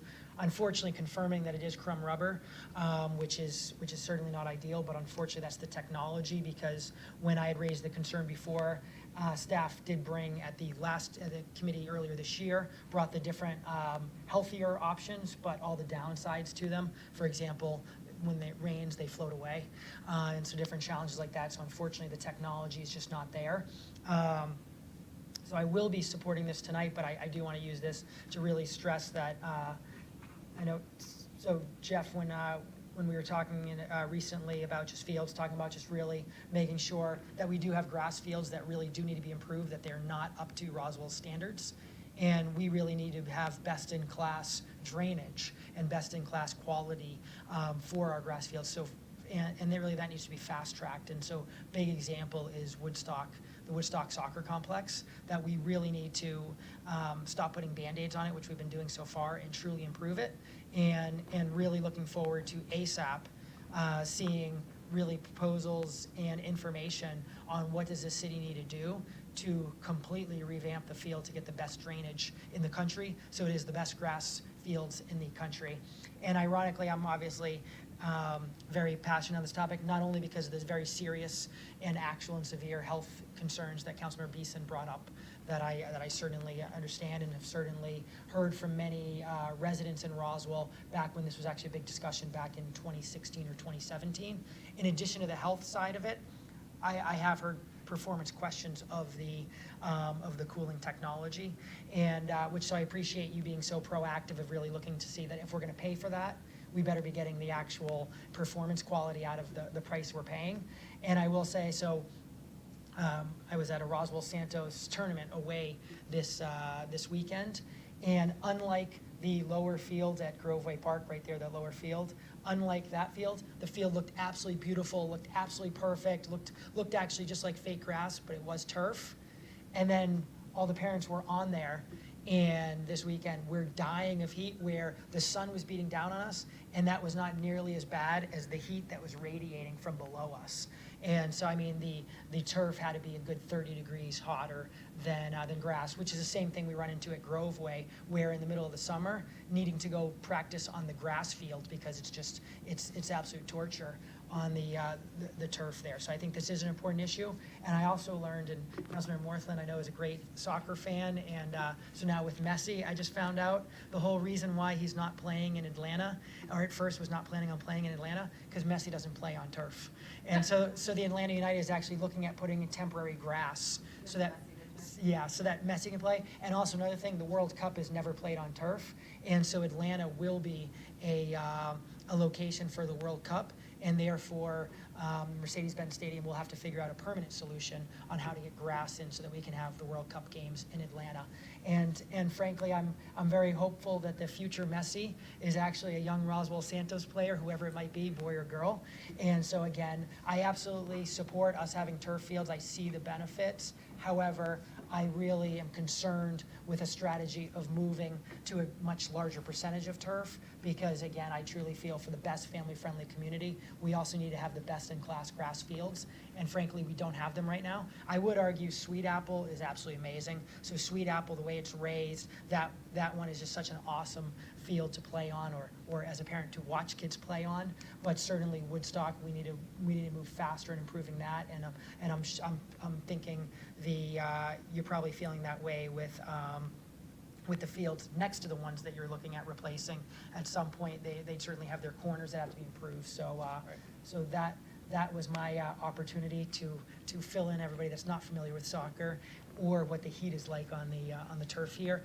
Or if you haven't walked on the lower Groveway field and having to dump the crumb rubber balls out of your shoes, make sure you do it before the kids get in the car or before the kids get in the kitchen, because otherwise your kitchen's going to have all those crumb rubber balls. It sounds like Councilmember Beeson has experienced that as well. Yes, absolutely. So Will, thank you. So in other words, I'm supporting this item tonight. Will, are you going to save him? Are you going to save Jeff, or you got to save him? Let me reorganize my thoughts here. Couple things, Mr. Knight. So yeah, here we go. This is, and this is just going to be an open conversation here. The turf that is out there now is about 10 years old. It's at the end of its youthful span. Correct. You really can't get beyond 12 years out of this stuff on a best case scenario, so it's time. It's time. That is correct. Based off the conversation that was had earlier, and this may be something for Taylor, if he can provide a little commentary, the way that the rubber pellets are sanitized, is a cryogenically frozen Correct. approach? Is that something you can touch on, or is that Taylor? Yeah, either Taylor or Kyle would probably be better at that, but there is a process where they essentially go through and freeze them so that they're safer. It's still, to the point of the council and the conversation, they are recycled tires. Recycled tires that have been cryogenically frozen. Just a couple of points that we're bouncing all over the place because we're talking about the '96 World Cup and the Silverdome in Detroit, how they had to ship turf in and actually lay turf on top of the artificial. Didn't work out so well. The Arizona Cardinals have the stadium in Arizona to where they have the natural grass on tracks. They roll it out, it gets sunlight, it gets watered, they roll it in on railroad tracks. Don't see them doing that, so it's going to be interesting to see how Mercedes-Benz takes place. Right. Yeah, apparently the temporary one for Messi, they're going to do it like you described in the World Cup. They're going to put it on top of the artificial turf, but they plan on having a permanent solution for the World Cup. Gotcha. Well, I'm just going to say, Will, can I just give you a little thought? Because what you're saying is, we have 42 square miles of land in the city of Roswell, which, by the way, is more than our North Fulton sisters. And by the way, if I took a show of hands in here, who would like to have grass versus any kind of synthetic service? And I see the four gentlemen there who work for you, including the expert on grass. I know the answer. The answer is unequivocally, everybody wants grass. I want grass. Grass is dramatically superior. The challenge is how do you solve for not having, how do you have for having a dramatically successful Rec and Parks program with a dramatic number of people involved in it, right? Yep. It takes space and it takes certain amounts of land. And the challenge with is you and I will have gone through and met with many parents, and you've met with a lot more than I have. You go through and say, guys, and they say, we want grass. And we say, I want grass too, right? But the problem is I can't get it, as much play is going on, I can't keep the amount of people, kids on this field and keep it in a condition that's usable, right?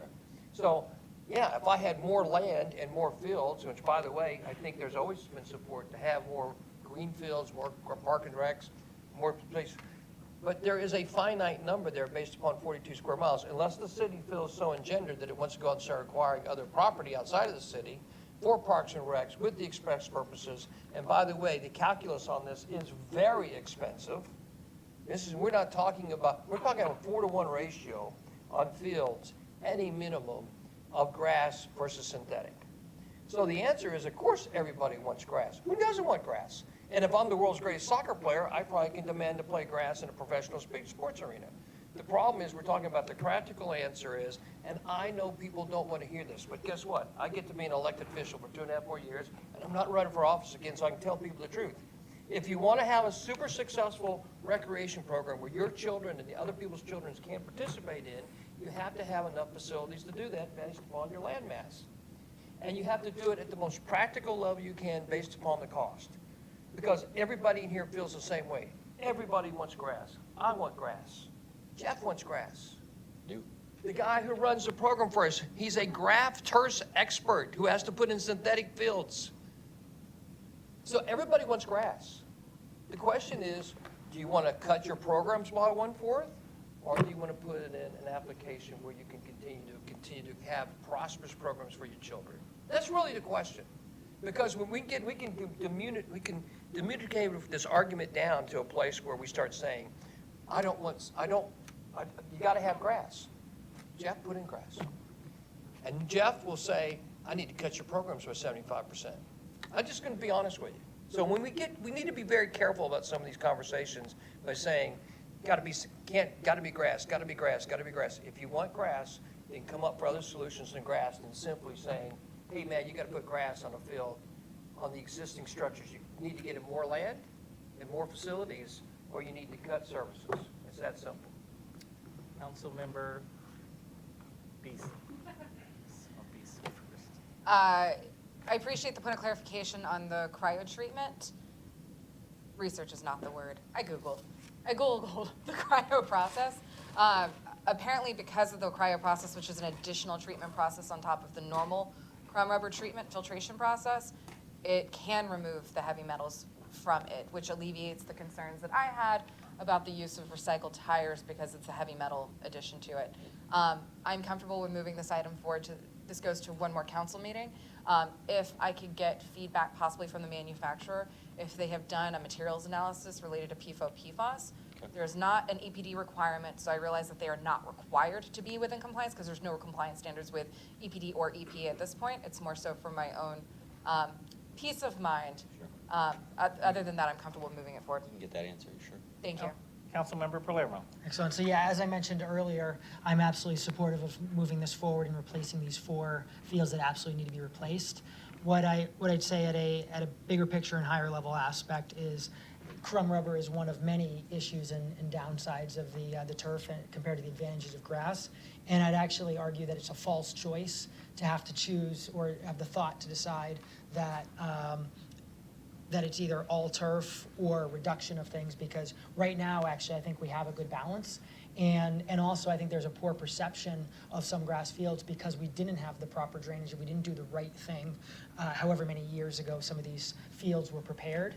And that's why I think it is really important to have staff looking at what is the ideal drainage and things like that is gonna create better, more frequent play time, et cetera. And I think I completely agree with Mayor Wilson's perspective if the argument tonight was, hey, let's change this turf into grass, which obviously we could do. This mayor and council could decide, let's change the turf into grass, and there's definitely a lot of residents that would celebrate that. But you'd be lacking the fact that, hey, there's actually a downside and there's a cost to that. I don't just mean a financial cost. There's another cost to that, which is why, again, I fully support this item. I'll absolutely be voting for this tonight and at the council meeting. However, first off, in finding solutions, I was a part of when we did purchase 25 acres, and part of why we did that was because it was some of the only flat acres left in Roswell. So we do have 25 acres that we purchased with the intent of having flat fields. And in fact, actually, the discussion at the council meeting was for them to be flat grass fields. So that's number one. And then number two, the fact that we do have a very robust program, and that robust program has grass fields and turf fields, and we need to make those grass fields better so they can get more playtime by actually creating the proper drainage and doing all the other right things to make sure they're set up for success, instead of just basically using infrastructure that's probably 10, 20, 30, 40 years ago. I'm not sure the ages of the different fields, but obviously they're not up to date with what the drainage, et cetera, should be. But that being said, I'm looking forward to when we move this forward item right now. Forward hopefully right now. Councilmember Morthland. One last piece for you, Director Leatherman, and that is talking about East Roswell Park. How well have those fields been received by the community and by the players that are experiencing the refurbishment of the two fields over there? Fantastic. They were horrible before. Yeah, I mean, we've seen a significant level of improvement. This is the completed field here that you see at East Roswell. And just want to take an opportunity to thank the mayor and council for not only supporting the bond, but also just supporting this project as we got it off the ground and we're able to deliver it. And we hope to do the same with the other 4 fields if they're approved. You know, I've got a personal connection because both of my older kids are playing out there on a regular basis. And my garage is much less cluttered with the crumb rubber that they used to bring home because of the new design of adding in the sand, adding in the crumb rubber as the combination. You can see it just on the field itself. As you compare that to the others, you can't see the crumb rubber from the overhead shot, where the other fields you can. So you just start to see those kinds of reductions. But the playable surface is far superior than what we had before and than what we experienced on any of our other fields. That goes from our younger players all the way through to our active adults. We have players as old into their 80s and 90s that are playing out on these fields during the week, and they're enjoying them just as much, and if not more than what they had before, because it is just a much softer and more enjoyable playing surface. So we've heard nothing but great things with these installations and expect to hear the same as we continue to move forward. Thank you. Any further questions or comments regarding this item? All right, seeing none, we'll entertain a motion. Motion by Councilmember Morthland. We have a second. Second by Councilmember Hills. Any further discussion? All in favor? All right, thank you very much. That passes unanimously. That does conclude the Administration and Finance, Recreation, and Parks Committee meeting for this evening. We'll entertain a motion of adjournment. Before we go into the next committee meeting, we'll entertain a motion of adjournment. Motion by Councilmember Beeson, second by Councilmember Hills. All in favor? Passes unanimously. All right, we'll take a 15-second pause. 15-second pause. And in the future, we may, we'll have some discussions about disbanding the whole notion of rotating. 15 seconds. All right. Okay. We are ready to move forward with the next committee item. Next committee item. Good evening and welcome to Public Safety and Public Works Committee meeting for August 15, 2023. And the elected body present, Mayor Kurt Wilson, Councilmember Christine Hall, Councilmember Michael Palermo, Councilmember Sarah Beeson, Councilmember G. Lee Hills, Councilmember William Morthland, and I'm Randy Knighton, the City Administrator, joined by Deputy City Attorney Michael Petty and also Michelle Miller, Executive Assistant to the Council. The purpose of these committee meetings are city departments to convey information to Mayor and Council and discuss initiatives listed on the public agenda and provide updates of city operations. Committee consists of Mayor and Council, as well as the City Administrator, and the City Administrator serves as Chair of committee meetings. This is a public meeting, but not a public hearing. Therefore, while meeting is open to the public, we do not take public comments or questions unless specifically authorized by Mayor and Council. Public comments or questions are received at the City Council meetings on 2nd and 4th Monday, as well as 5th Monday in open forum. We do encourage residents to engage our online platforms for additional city information. And of course, we always encourage people to go to Roswell 365 for our calendar of events, as well as our web service portal if you have any concerns, issues, or questions. The first item on the agenda is the approval of the minutes for the Public Safety and Public Works Committee meeting for July 11, 2023. Motion by Councilmember Beeson, second by Councilmember Hills. Any further discussion? Seeing none, all in favor? All right, passes unanimously. All right, and under Public Safety Fire, we'll list no action items. And under Public Safety Police, item number 2, consideration of a resolution to apply and accept an FY 2023 Justice Assistance Grant in the amount of $25,560 to purchase EDR toolkits to conduct accident reconstruction investigations and speed reduction. Mayor Wilson. 2 questions. Mr. Chairman, Yes. with all due respect, what did the police chief, I'm sorry. Thank you, Michelle. What did the police chief do wrong in your book that's put him at the end with of all the stuff we just went through? We got this one single item to cover. Obviously, he has done something wrong to you. This he's being punished for. And the second thing is I make a motion to go ahead and move forward and pass this. Motion by Mayor Wilson, second by Councilmember Beeson. Any further discussion? Or any discussion at all? Seeing none, all in favor? Passes unanimously. Thank you all very much. I know. And, Had to sit it through Joe's stuff. we'll make sure we reverse it next time. But No, I like it. It's come up gotta with a watch new the format. With a new format. All right, we'll note no Public Works action items. And with that, we'll entertain a motion of adjournment. Motion by Councilmember Morthland, second by Councilmember Hills. All in favor? All right, approved unanimously. Thank you very much. Have a wonderful evening.